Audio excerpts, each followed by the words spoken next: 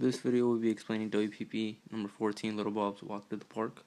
And the question says, to approximate the length of the park, Bob starts at one end of the park and walks 165 yards. He then turns south 60 degrees west and walks 190 yards until he arrives at the other end of the park. What is the length of the park? So, as we can see here, this would be where Bob's at.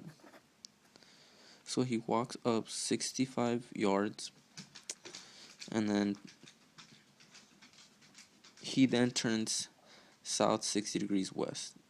So once we know that, we could draw our north-south line and draw our center point, and from there we know it's gonna be south. So we go right a little bit under south, draw our arc, and then which would be 60 degrees, and then he walks 190. So this is where this line will come from. He would walk down to the other end of the park, which would be right there, 190 yards. And then the question says what is the length of the park? So we know this would be a law of cosines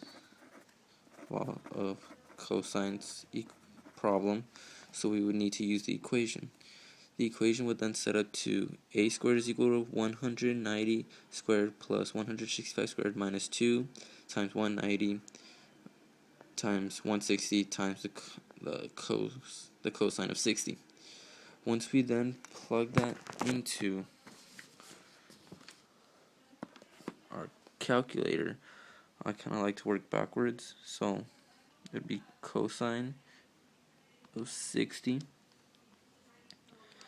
which would equal to 0.5 times 165 times 190,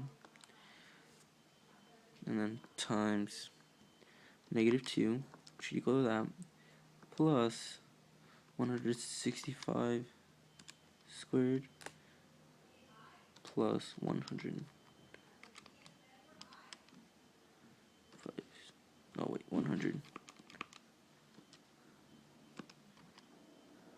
which is then equal to 31,975. So we know that a squared would equal to 31,975.